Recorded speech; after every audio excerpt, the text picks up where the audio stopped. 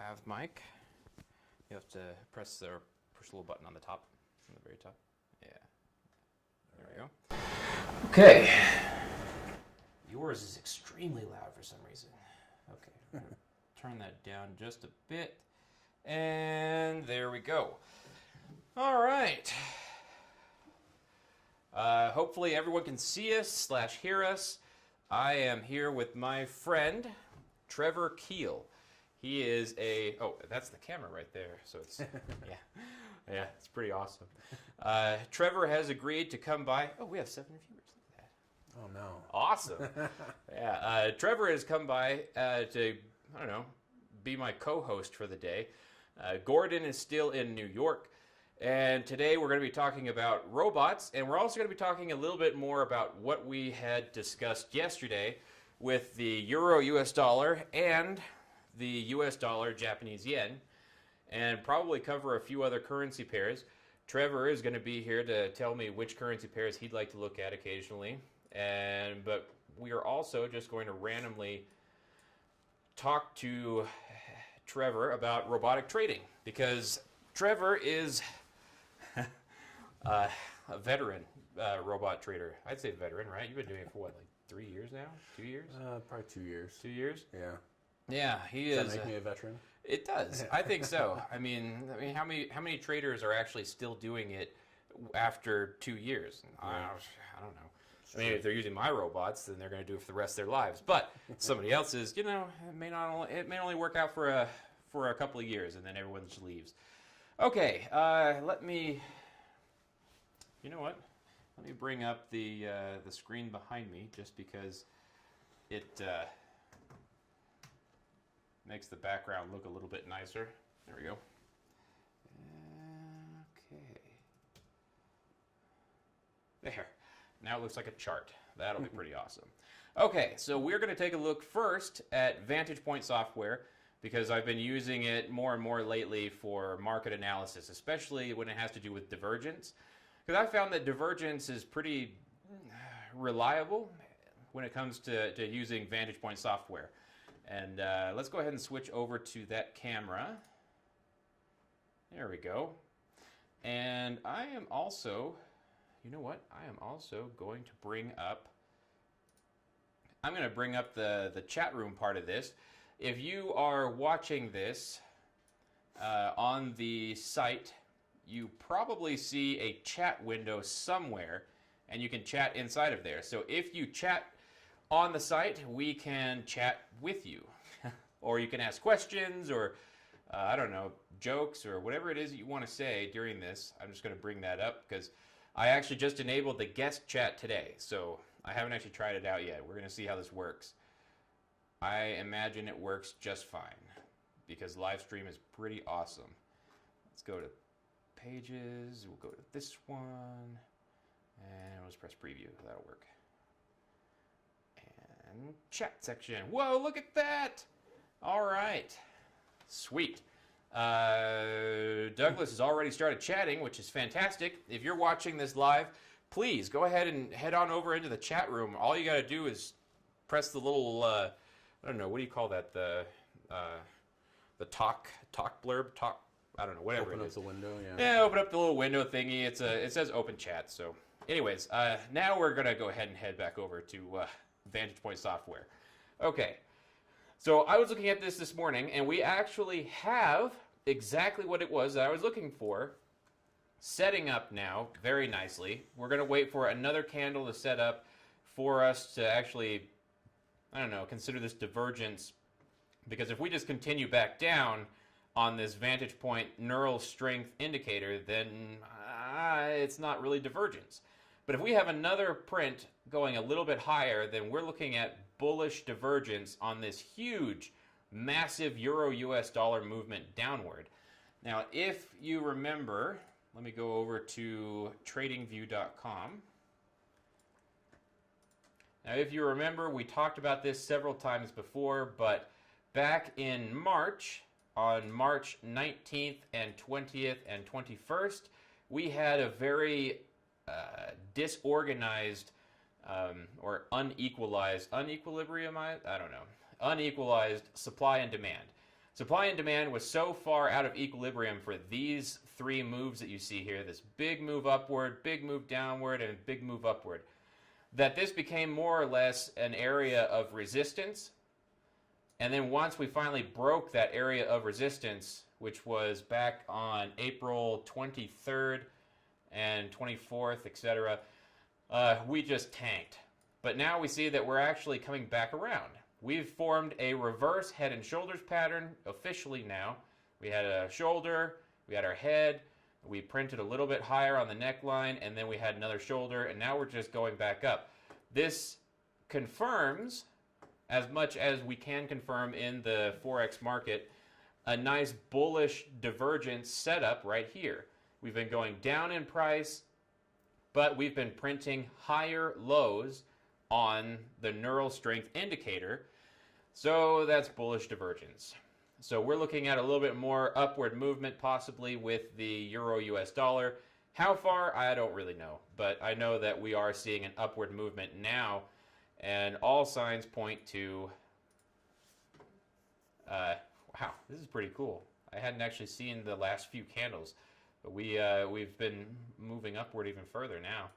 So tomorrow I'll take a look at the supply and demand index for this particular move that we've had over the past several days, and that'll give us the opportunity to see where our next supply and demand equilibrium slash disequilibrium, unequilibrium, whatever the word is supposed to be for that. And so we can tell where this pair is going. Now let's take a look at the US dollar Japanese yen. And let's bring up Vantage Point software for the US dollar Japanese yen. And I'm going to stay zoomed in here. We have the possibility of bearish divergence. We've been talking about this for the past several weeks as well, that we have higher printing on price, but we've got lower printing highs, lower printing peaks on the neural strength indicator on Vantage Point software. So this is bearish divergence that's showing up here. We still haven't actually broken out of that bearish divergence because we had this nice move downward here initially, and now we've moved back up just slightly, and we're going to see what happens over the next couple of days. If we print another neural strength indicator setting going downward, then we know we have a nice bearish divergence move. If we can move just a little higher in price and then form a peak basically right here. So we had this initial really nice bearish divergence candle that formed, and this was a really fun one to trade on, but now we're waiting for the next bearish divergence to show up so that we can place even more sell trades.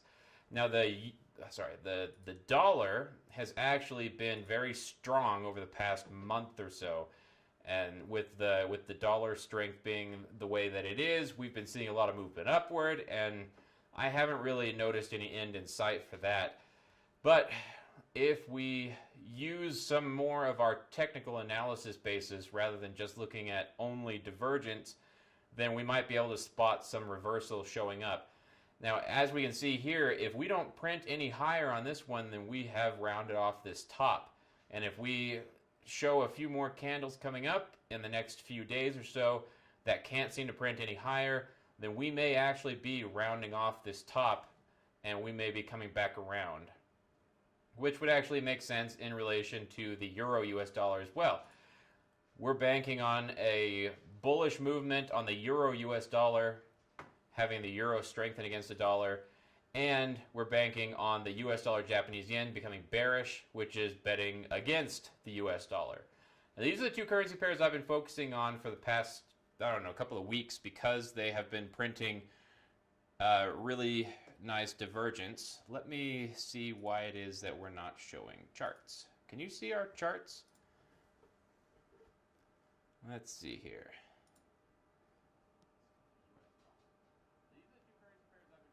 Oh yeah, it's not showing that. Okay, let me, there we go. Ah, okay. Now you should be able to see my charts. Okay, I apologize for that. Let me make sure I'm showing this live. I should really be watching this live too. That way I can actually tell when something's going wrong. There we go. And a little bit of latency on this, so about 20-second delay. Okay, cool. Looks like everyone can see our charts now. That's awesome. Okay, back to... Yeah, look at that. Transition. That was pretty cool. Okay, so this program side, the preview side, program... Okay, let's get back over to Vantage Point Software. Okay, you've already heard the whole spiel about it, but now you can actually see the chart. So here is the US dollar Japanese yen. When we're looking at this, then we see we have peaks that are printing lower, but price is printing higher. And now if we are able to, okay, if we see the US dollar Japanese yen start printing lower, if it can't seem to break this particular high that we've got, this nice little, let me zoom in on this thing. This little tiny candle right here, the doji looking thing, and then a couple of other dojis or, I don't know, hammers. I don't know what you call these things. But we've got several of them right there. Oh, it's coming through the speakers. Okay, I thought someone was speaking to us. Okay, if we can print lower, then we may be seeing a rounding off of price, especially since we have seen so much bearish divergence coming up. We still haven't broken through this initial bearish divergence that we had seen earlier, so that's a nice sign for a bearish move. Now, if we go back to Euro, US dollar, now we can take a look at the bullish divergence that has set up quite nicely. We've got this one right here. This little valley or trough or whatever you want to call it is if we see another candle print that's a little bit higher on the neural strength indicator, then we're going to call this a nice bullish divergence move. And the reason why I like these two is that they're going in the same direction, because the euro and the US dollar and the US dollar and Japanese yen printing in more or less the same direction. The US dollar became so strong against everything that we just saw all these big moves. And I'd like to see them come back around now. So let me bring back up the trading view charts. Hopefully everyone can see these now. Okay. Trevor, what do you got for us, man? What do you think? Well, I more or less put Trevor on the spot here because I told him, we don't need to rehearse what it is I'm going to make him talk about, because I wouldn't, do this to him. But I'm doing this to him anyways, more or less. And oh, that's why it's coming through. I'm going to pause that. There we go. Doing this to him anyways. So let's talk for just a few minutes about currency pairs that we'd like to look at, because the robots are actually running on several currency pairs. And some of the currency pairs that you're running robots on are actually in drawdown right now, and some of them are still making money. And we won't go over which robots, and we're not going to talk about which ones are in drawdown or anything like that, because I'm not looking to promote mine, and I'm not looking to put down anyone else's or anything like that.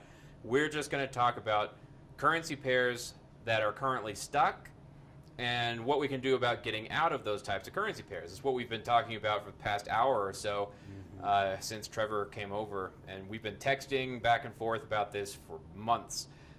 Some of the currencies that are in drawdown at the moment. So we're talking about currencies that are in drawdown. One of them I remember that you had mentioned was the British pound Japanese yen. And Gordon refers to that one as the red dragon, green dragon, something like that. He refers to it as something dragon. It's pretty awesome.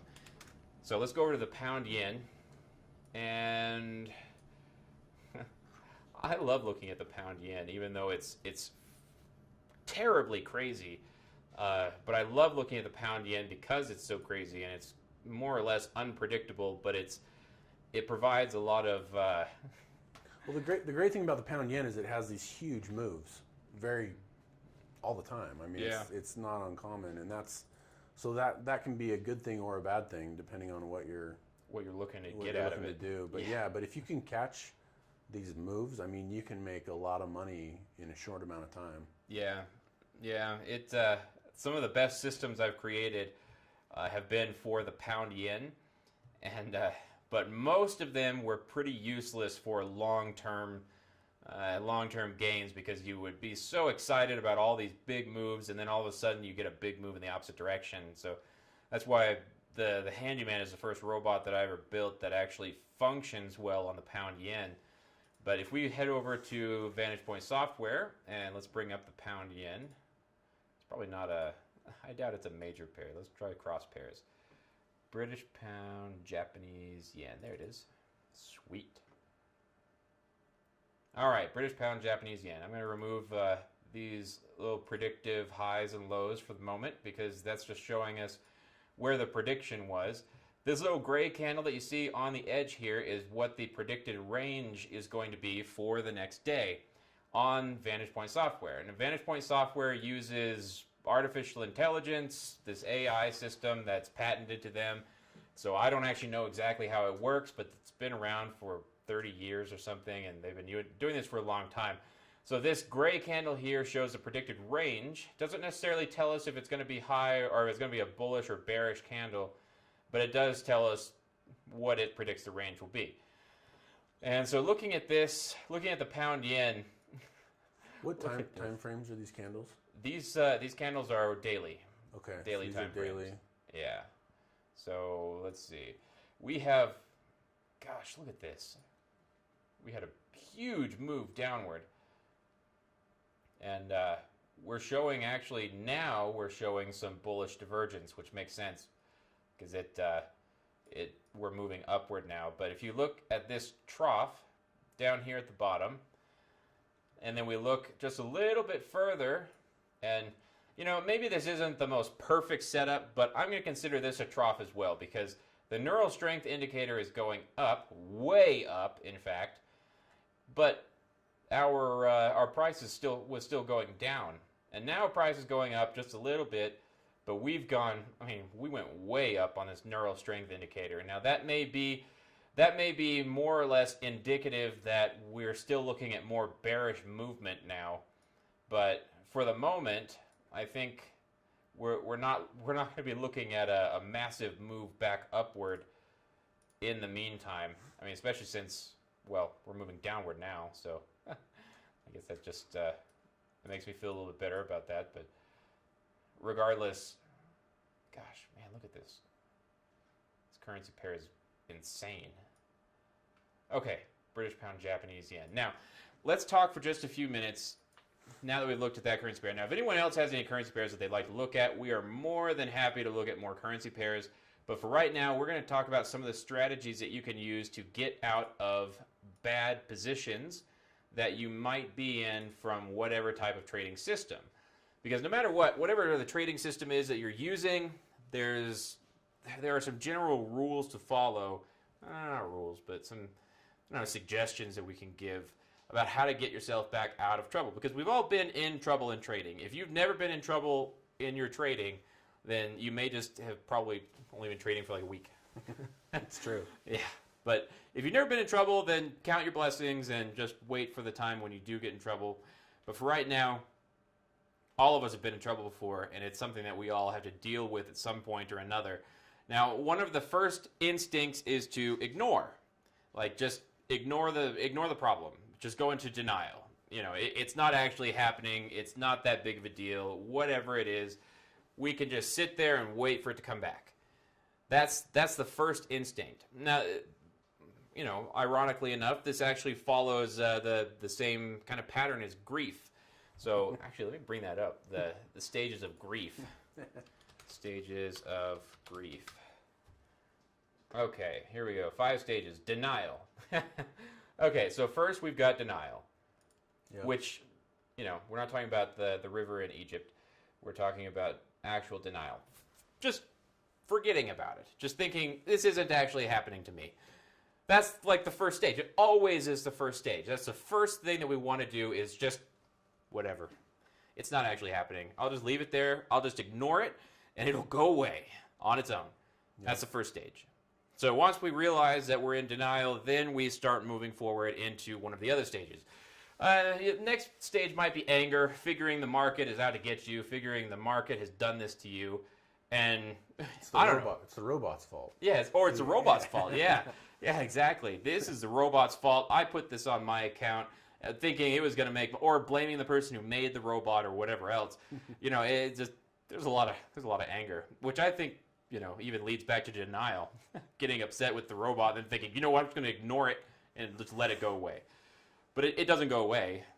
Sometimes it can. Sometimes it does come back, I've had that happen before where I went into denial for so long that it came back around for me. Yeah. And was that the best way to go? No, because it was eating me alive in interest. But it's one way if you want to go. I mean, anyway, so denial, then we've got anger, and then we've got bargaining. Now, bargaining. You start praying. Start praying about it. Yeah, we'll kind of more or less move past the bargaining phase, but or you start praying about it, or you start thinking, you know what, the market is going to come back around. You know what? I think it all just comes right back to denial, anyways, because just thinking, okay, if I do this, then the market will come back for me. Or if I stare at this chart long enough, I'll tell you what, I'll pay more attention to you, market, if you will come back around and come back into profit for me. Bargaining. Sorry, I don't know. I don't know who you're supposed to bargain with to get the market to come back around. I'm not sure there's any real good way to go with it. Depression is the next phase of grief, and gosh, sometimes it feels like we skip straight to this part. Whenever we're in a drawdown, whenever we're having problems with our trading account, or we have trades that have been open for a long time, or just a whole series of losing trades, we get depressed, or we get really, really upset. And sometimes it feels like we skip straight to this phase, but it's just part of it. Now, what we have to realize about these losing trades is that you are not helpless and you're not hopeless. The thing is, you have control over your account. Even if your trade is going into drawdown, even if you are drawn down by 10, 15, 20, 30%, you still have options. So no matter what's going on with your trading account or with your life in general, you always have options. Unless you murder somebody and go to jail, that's pretty much done. Like that's you're out of options at that point. But beyond that, you still have options in your trading account. You still have options in life if you make little mistakes or whatever else. Now, what are some of the options for your trading account? Some of the things that I have used in my own trading, and things that I've found to be helpful, things that I've found to work pretty well, have been closing down trades at a loss. And granted, that's not the feel good way to go. But it's sometimes the way that you have to go.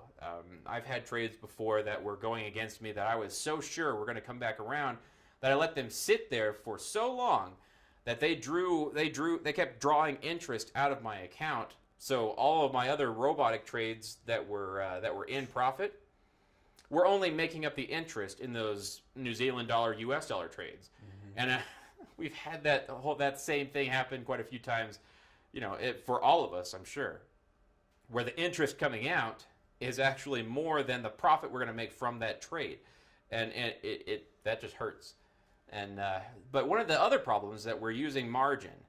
Even if we live outside of the U.S. and we have larger leverage, like more leverage, we still have a problem where we've got a certain amount of margin, or we have a certain amount of equity that we can actually use. So when our account is drawing down and we have so much margin used, we can't place other trades to try and make money. So we're just stuck in a losing trade or a series of losing trades with no way out that we can see except for denial or bargaining or depression. But all of those things, all those different stages are still the same thing, which is not doing what you should be doing to get out of that problem. So, I mean, I hate for this to turn into like this big spiel about being proactive, but there's something to be said for getting into your account, analyzing the market, looking for good setups, even if you can't place any trades, looking for good setups that you can place, even if your account is so far gone that you can't place the trades at the time. It will help you to know where the market's going, and if your account ever does get out of its issue, then you'll be all the better for it. Now that brings us to the next part of this getting trades out of trouble thing. Like there's the first step, which is you can close down trades. You can close down some of your losing trades, right? Well, you can also close down losing trades as you make profit. So instead of just shutting down all of the bad trades and taking that huge, massive loss, making sure that you don't draw down, or that you don't take your balance, your account balance, down past where your original balance was. That's something that I always fought to do. No matter what, I was determined never to let my account balance go down below what my original balance was. I put $5,000 in my trading account. If I had trades that were drawn down and my equity was below $5,000, I would only close out the trades that would bring me down to where my account balance was flush, was even. I don't ever want my account balance to go down below what it originally was, because that just hurts. It hurts deep down inside. So making profit to close down some of the losing trades, or to close down partial positions, which Owanda allows you to do. I'm sure plenty of other brokers allow you to do the same thing, closing down partial positions rather than closing down an entire position. If your account, one of your positions is drawn down by like $2,000, close down just part of the position. That way you're not losing quite as much, and it still has the opportunity to come back if you want to wait that long. But you don't have to close out a full trade. If you're drawn down by $2,000, odds are it's not a one micro lot trade. I mean, if you were in a one micro lot trade and you're drawn down by $2,000, then that's can go away against. Oh my gosh, that's 20,000 pips to do it that way. Whoa, yeah. Hopefully you're not drawn down by 20,000 pips, but regardless, closing out partial positions is also another way to do that. Now let's get back to some of the market stuff, because I think we're actually losing people here. People are falling asleep very rapidly. Okay, once again, if you have a desire to chat with us, you can enter questions or comments or whatever else into this little chat box here, and it does allow guest chatting, so I think you can just go ahead and chat to your heart's content. I want to bring that TV back up. There we go. Okay. All right, let's get back to the charts. Now, if anyone has any suggestions for stuff that they'd like to look at, then that's totally fine. If not, I have my own line of thinking for this. I was raised to think for myself, so I try to do that as much as possible. I want to look at the where is that? The British, Australian dollar, New Zealand dollar. That's what I'm looking for. Australian dollar, New Zealand dollar. There we go. Okay, so Gordon and I talked about the Australian dollar, New Zealand dollar.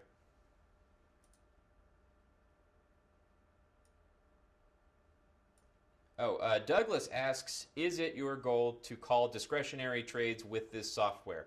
Yeah, for Vantage Point software, it's all discretionary stuff. There's not really any way to integrate Vantage Point software into a robotic trading system. So this is all just analyzing the markets and such. Now, see, that's another thing. That's another way that you can go with robotic trading. And sorry, I'm going to switch back to looking at the camera again, just one last time, promise. That's another way that you can use robots.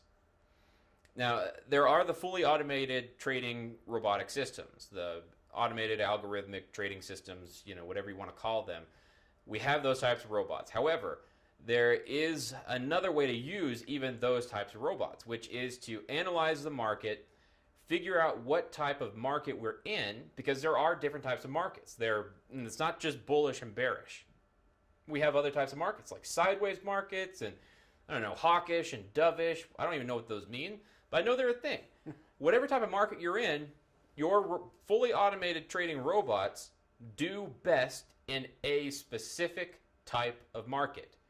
And if you can figure out what type of market that does best in, and do your own analysis of the markets, then you can figure out which robot would be best to run on that currency pair at that time.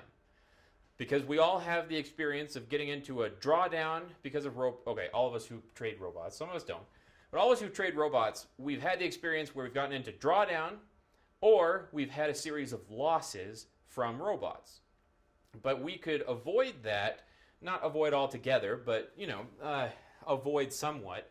Maybe get less of those issues if we're doing our own analysis and actually actively managing the various robots that we use.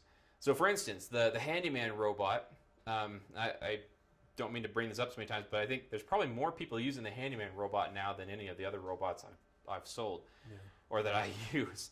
But for instance, the handyman robot, it works better when you have an aggressive market that makes very large moves very quickly, because it uses the CCI and the RSI to try and determine when we have very large market movements, et cetera. So but we can take a few losses in a row before we actually get those big gains. And so if we were doing our own analysis of the market, determining which market we're in at the moment, we can figure out when we could put the handyman robot onto the chart to, better manage it, or to try and avoid some of the losses so we can just take more of the gains. And granted, there are other ways of programming that stuff into there, like using the WSI on the handyman robot. It takes fewer trades, but it eliminates some of the crap trades that you end up taking, some of those losses that are difficult to watch in your account. Okay, analysis. Yeah, okay. Let's go ahead and go back to Vantage Point Software really quick. The Australian dollar, New Zealand dollar. Gordon had talked about the Australian dollar, New Zealand dollar as being a nice indication of some of the what's going on around the world. He also talked about the Australian dollar, Japanese yen. No, that's a British pound, Japanese yen. I know there's an there it is. He also talked about the Australian dollar, Japanese yen as being a nice indication of trading going on in the world. And granted, it has to be in the world, right? If it's not in the world, then it's in outer space. We're not talking about Star Trek here. Okay, so when we look at this, we actually have some nice, what is this, bullish divergence? Wow, that's so cool. Look at this. We have a low peak here, low trough here, and we have another low trough here, but it's higher than this one. And yet, the market has gone lower. Bullish divergence. Gosh, I wish we would have seen that yesterday. We could have taken the trade right there and taken this nice... it didn't set up yesterday. It only got done setting up... Yeah, yesterday, because these are the previous day's candle. Okay, yeah. So anyways, we're still forming today's candle. We could have taken that and... Oh, man, we could have taken that trade earlier this morning. That would have been pretty nice. What is the Australian dollar, Japanese yen doing right now? Let's take a look at that. There we go. Australian dollar, Japanese yen. All right. Whoa! Wow. Holy crap! That would have been nice. Oh man. Sorry. That was a pretty nice move. Man, if we had taken that trade, like at let's see, 15. Oh man, that just started rocketing. That is so cool. Bullish divergence, which we could have placed a trade at the end of yesterday's trading day, and that would have been a really nice setup. Wow. It's a shame we can't just watch every currency pair in the entire market all the time. Otherwise, I'd totally be doing that and probably never doing anything else. Now, let's look at the Australian dollar, New Zealand dollar. And oh, man, we had the bullish divergence a long time ago. Look at that. Now we're looking for bearish divergence. We have bearish divergence. Look at that. All right, Australian dollar, New Zealand dollar. We have bearish divergence. Woo! We had this peak, and then we had a lower peak, but it was higher in price, and then we had an even lower peak that was still higher in price, but only barely. So we've met this bearish divergence. I don't know, setup, limit, whatever you want to call it. All of the classic rules of bearish divergence we have right here on the Australian dollar, New Zealand dollar. That's good because I'm short. Oh, cool. Trevor is short in the Australian dollar, New Zealand dollar, so that is fantastic news for Trevor. It's not really any news for me. I'm not in the Australian dollar, New Zealand dollar trade at the moment, so I might actually go ahead and place that trade anyways. Wait, can I place that on? I can. Australian dollar, New Zealand dollar. Oh, holy crap. Look at that. What was this? That's awesome. Had to have been a news event. Yeah. Gosh, that had to have been. Oh, it was. No, it wasn't. Oh, it doesn't show us previous news events. Past, yeah. Okay, hold on. That's what we have a Reuters, a Thomson Reuters icon terminal for. because now we can look up what this event was that triggered that massive market movement. Let's go to FX News Monitor. I love this Thomson Reuters terminal thing. Gosh, it's cool. Gives all the best news. Okay, so let's go back to the chart and see when that was. That was May 9th.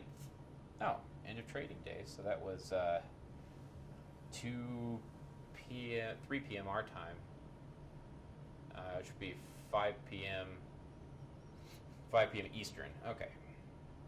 Let's go back to May 9th, which is just yesterday. And we need to find the right currency pair. Whoa, look at that. So many currency pairs. Australian dollar. Wow, I didn't realize there were that many. We're looking for New Zealand dollar, right? Yep. Where is it? Right there. Oh no! Oh, you touched. Yeah, forgot it's a touch screen. Dang it. Okay. Australian dollar and then New Zealand dollar. There we go. Australian dollar, New Zealand dollar. Oh man. Let's change the interval here to something other than that. Let's go to hourly. Now it'll show us our news. It's kind of weird. Okay. Let's see if we can go back to May 9th. Is there a way to go back to the May 9th? There is. There we go. May 9th. Let's go back to 12 o'clock. Okay.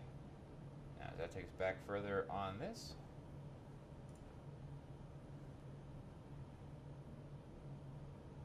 No, that's May 10th. No, May 9th. 15 RBNZ keeps rates on hold at 1.75%. Yeah, so the Bank of New Zealand, they must have been expecting. Oh, I see. Okay, so they were expecting something. The direction of our next move is equally balanced up or down. Only time and events will tell, said Governor Adrian Orr in a statement accompanying his first monetary policy decision since he took up the helm in March. Although it expected to keep policy this expansionary for a considerable period of time. Okay, so that had to have been our market move. That had to have been what it was. That New Zealand dollar, Bank of New Zealand. That's what did it. Yeah. So the New Zealand dollar took a hit. Yeah, they kept rates the same, and they didn't like that. So. Yeah. Okay. Well, that's what did it for us. But with a move that's, gosh, that massive. Look at that. It even hit up here at this resistance level, right there. So I guess the question is: are we bearish, or are we looking at something that? Well, see, we've been seeing bearish divergence for quite some time now. Yeah. So I don't see any reason why we shouldn't be expecting a bearish move. And look at this. We've been going up and up and up and up and up, but we've been showing that we should be going down. Why not, right? Let's we should go ahead and place a trade on this thing. I'll place a trade on my other platform. That's a little bit easier to do anyways. Oh, look at that. Handyman buy is almost done. Wow, look at all these cool trades. They can't see it on this thing because that the aspect ratio of that monitor is so huge that it just looks like little specks. Sorry, I want to place that Australian dollar, New Zealand dollar trade. Do we have anything going on that right now? Look at that. What was that? That was the volume bot. Dude, the volume bot took a trade on that like a champ. It wasn't a big trade, but it was a trade. Kind of wish I was running the handyman robot on that. Okay, let me close out this. Let me take off this robot and place myself a sell trade on this one. And I'll mess around with some of the profit target and stop loss stuff later. what else is going on here? Handyman cell, 0.4. I'll leave that one alone. Swiss franc. CAD yen. Handyman buy. Yeah, see, this is my problem. I just want to close all these out because they're in profit, but I'm going to leave them alone. Don't do it. I know, don't do it. It's so bad. It's not a good idea. Okay, one last thing that we wanted to do was take a look at the Handyman it was a Triple Peaks Trader. We wanted to look at the Triple Peaks Trader robot, which trades based on 8 different head and shoulders patterns. We want to take a look at how that does over time. Where is that thing? There it is. Triple Peaks Trader on a 4-hour chart. 4-hour on the euro pound. Yeah. Where is the euro pound? There it is.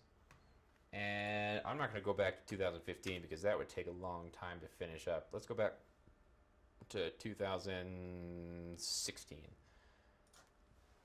And let me load up the proper... Oh, it already is the proper settings. Sweet. Oh, it has to generate the tick data. Okay, it's generating tick data real quick. Let's head back over to actually looking at us in person, which is pretty nice, right? I mean, we're a couple of okay-looking guys. It's okay. All right.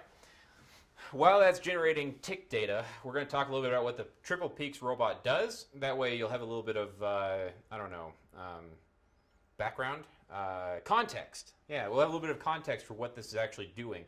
The Triple Peaks Trader, what I realized is that there are several different head and shoulders types of patterns, right? I was reading this whole big book that Gordon had given me, and I don't have it here with me, but it's talking about the various types of head and shoulder patterns that you can look for. There is the classic head and shoulders pattern where you've got the shoulder. Wait, you guys looking? Okay, so you got the shoulder, and then you've got the head, and then you've got another shoulder, and then you just see it, drop, and it basically drops the same distance as the shoulder to the top of the head, right? Something like that. Anyways, so what I started looking at was the opportunity that there is in seeing a failed head and shoulders pattern, or a head and shoulders pattern that almost was but just wasn't. So you see like a shoulder, and then you see a head, and then like a much larger shoulder than what you would expect, so about the same as the head. Or you see a shoulder and a shoulder and a shoulder, which make a really odd-looking person, but it doesn't actually. It's not a head and shoulders pattern. It's just 3 peaks, right? Headless horseman pattern. Yeah, headless horseman pattern. See, that's why it's called triple peaks, because it's not necessarily just head and shoulders patterns. It's also failed head and shoulders patterns and several other different variations of that. So we've got shoulder, head, shoulder, head, shoulders, knees, and toes. So shoulder, shoulder, shoulder, shoulder, shoulder, head.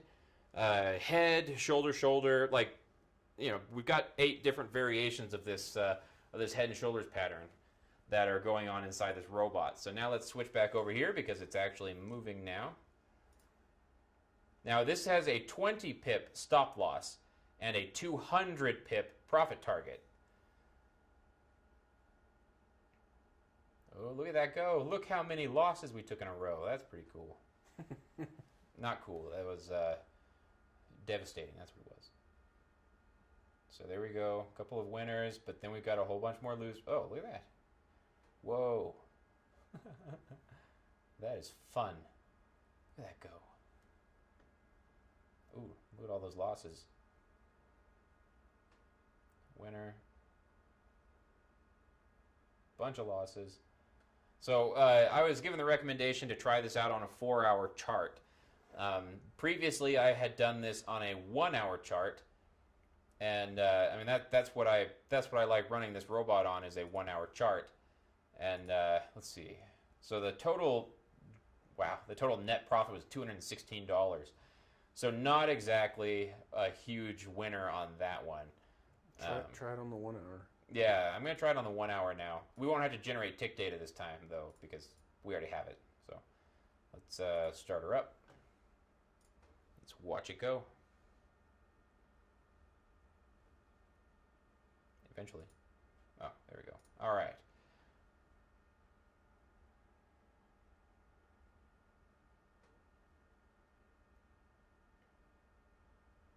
Yeah, Yeah, see, now that feels a little bit more right.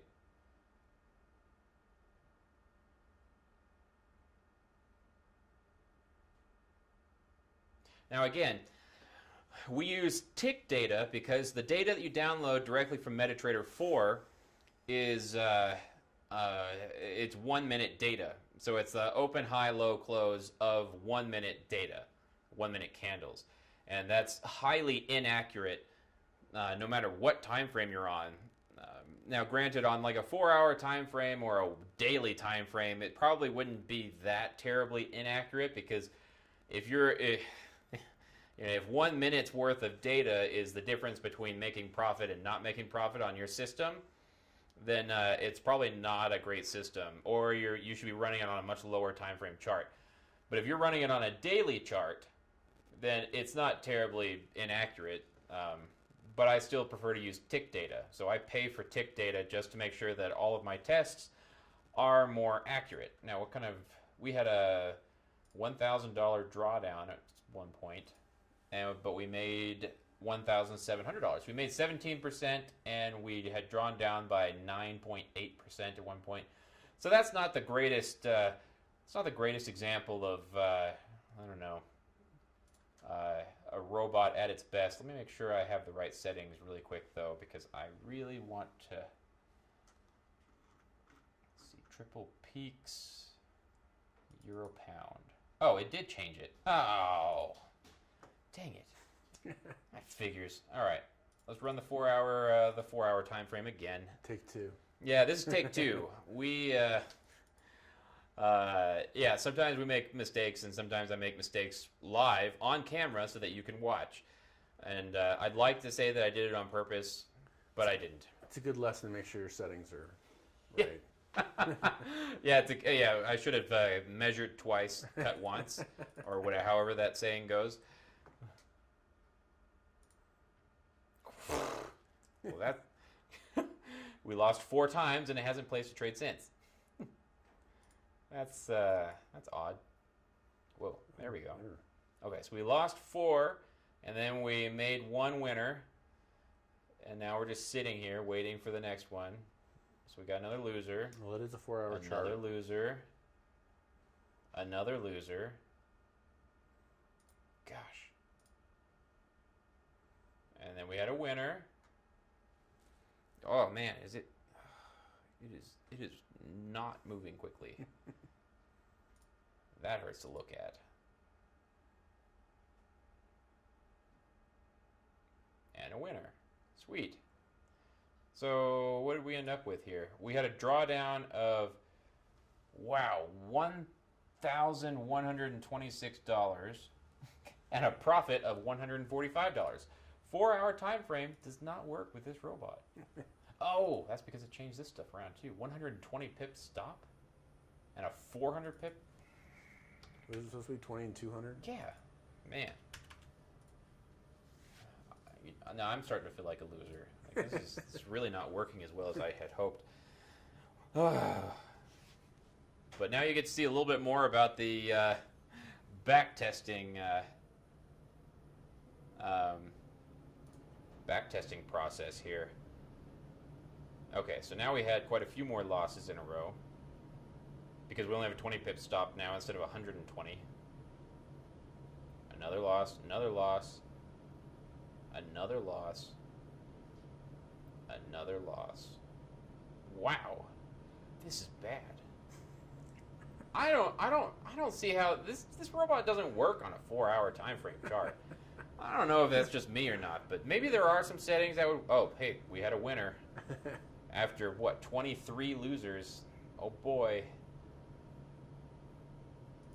Oh, it's done. Okay. Yeah, that was nice. Let's go back to the 1-hour time frame and try that one real quick. Okay, Douglas is asking, can Trevor tell us his top 3 West robots that he uses? So right now, I'm only using 2 robots, right, of yours? I'm using Handyman and Handyman WSI. Yeah, so basically 2 versions of the same robot. The Handyman robot and the Handyman with WSI filter. And the WSI stands for Walton Strength Index. It's a complicated story as to how it got its name. I wanted it to be called the Currency Strength Index, but I don't know. It just Walton Strength Index is a lot cooler. Yeah, I just changed it to WSI because I didn't like feeling like I was like trying to be self-promoting or whatever. But the WSI basically takes into account all of the movement that the currency pair has made, all the price action that it's made, and all of the movement that's made across every other currency, and then it spits out a number. So Walton Strength Index. And actually, I can answer that question, Douglas. He basically just runs it on every pair that there's settings for.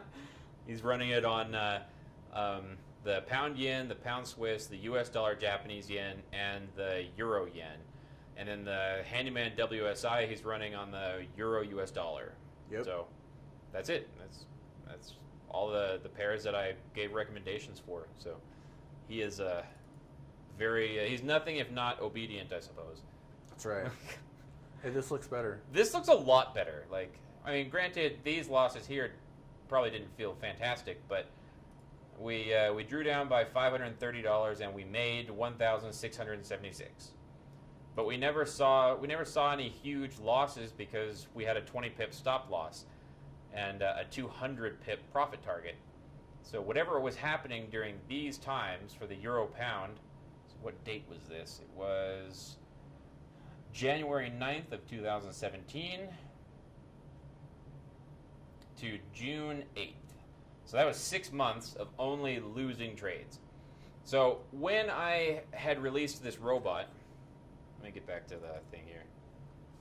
So when I had released this robot, the Triple Peaks Trader, what I had said was that it was a foundational element for a no-touch portfolio. And the reason why I said that was it's not the way that you make all of your gains. It's not the way that you make a living with robotic trading. However, it has decent returns. Now, granted, you might go through a 6-month period where you have a bunch of 20 pip losses, but then as you see on here, there we go. As you see on here, we have a gain, and then just one loss, a gain, and then one loss, and then a gain. And then it takes quite some time to actually get back down to where your gain has been lost. What is the date of that last trade that was placed? I want to see because I went all the way to March 15th. Okay. So, anyways, that is the Triple Peaks Trader. It may not be the foundational element that people want, but it's a way for your account to be gaining something over time and not to be stuck in trades for long periods of time. So 20 pip stop loss, you get out of that pretty fast. But a 200 pip, that's kind of the point though, is a 200 pip profit target. While you're waiting for that one to come up and you see all these losses, these 200 pip profit targets, this one took a week, and this one took a week, this one took a week and 5 days. So, and then that one took another week. So, it not that we're not looking to sell. This robot's not for sale. This robot is just part of some other courses that I had done, but it gives a little bit of context, a little bit of perspective on how it is that you can set up your trading account and your trading robots or whatever else that you're trying to trade in a way that you are making gains. Like, you've got to be making something in your trading account. You can't just sit there and stare at trades in drawdown. When all of the trades are in drawdown and you're not making anything, then your account's stagnant and actually is losing money because of interest usually.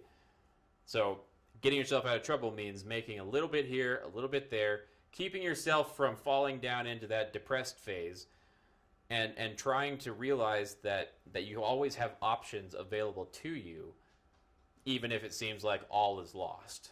So that's my whole spiel about robots and about, I don't know, depression and the 5 stages of grief and all that cool stuff. We will follow up on this Australian dollar, New Zealand dollar trade tomorrow during this same live session. And I appreciate all of you who were here live. And Trevor, it's been nice having you, man. Thanks for having me here. It's been fun. Yeah. We'll have Trevor on again at some point. He's a dentist in Bountiful, which is close by. Like, he lives 3 miles down the road or something. So he'll probably be on here again. But I don't know. I guess one last question is, for anyone out there who's watching, you don't have to trade. You make a fairly good living as a dentist. Yep. So what's the deal with, why are you trading? Why am I trading? Well, one, it's fun. It's a hobby. I enjoy trading. But also, my goal when I got started in this was just to come up with some way to just have some passive income. And I'm not there yet, but hopefully I get there someday. And so I'm not looking to, trade for a living or have that be my only job. I just would like to get to the point where, hey, if, trading can pay my rent, or pay for a vacation or something, that's kind of the goal. And so, I don't have time to do discretionary trading. Yeah. I wish I did, but that's why I'm a robot trader. And, anyway, it's been fun. I've learned a lot, and it's been enjoyable to me. And I think if I stick with it, at some point I'll get to where I want to be. Yeah. Yeah. Trevor is a good example of what all of us should be striving to have as a goal, because trading for a living is difficult. Like, trading for a living is something that very few people actually achieve. However, trading as a source of income, another source of income, having multiple sources of income, and one of them being trading, that should be the goal. The goal here should be to try and produce or generate as many sources of income as possible, so that you're not dependent on any one source of income. Most recently for me, just less than a year ago, I was let go from the job I had had for 14, 15 years. And that was my only source of income. And when I was let go, I had no idea what to do. And so that's why this business is going, because I needed a source of income. But now I have trading as a source of income, and I have this business as a source of income. I have contributing writer stuff that I do as a source of income. I write for a couple of different websites about technical analysis and stuff. And I've realized that I have to have multiple sources of income so that I'm not dependent on any one. Trading is what that could be. It could be one of the sources of income for you or for anyone else who actually tries to make it work. And even if you don't need an additional source of income, Trevor doesn't need an additional source of income. He may not be rich, but he does okay, and he can pay all of his bills just from what he makes already. But he's developing multiple sources of income so that he doesn't have to worry so much, I guess. Yeah, create more freedom. Create more freedom. You hear the statistic all the time. The average millionaire has 7 sources of income. So, that's kind of the goal, and that's kind of how I look at trading. I've got my profession. I've got real estate income, and trading is just another bucket. Yeah. So, and if you can figure it out where you can do it with the robots, it doesn't really take any time. So. Yeah. That's the nice thing about it. Then it's a source of income that doesn't require taking away time from other things that you enjoy doing. Yep. And then it's just, I don't know. I hate to say then it's just gravy, because it's, that's not really the case, but then it's a lot easier to focus on your other sources of income. Yeah. Okay, it has been 1 hour now, so we are going to wrap this up. And thank you for being here live. Thank you to everyone who has participated in the chat area, and hopefully next time we'll have even more people participating in the chat area. And thank you for being here, Trevor. Thank And you, Wes. I'll see all of you tomorrow, and have a fantastic rest of your day. Oh, wait, sorry, one last thing. Sorry. Ainsley Club having a webinar tonight. It's her encore webinar. We'll be talking about the trades that she's been placing this week, and we're going to talk more about pivots and more about the various types of trading that she does in conjunction with pivots. So it's going to be awesome. It's going to be a lot of fun. If you can't make it live, please still register for the webinar because you will only get the recording if you register. So, okay, and that's all. See you guys later.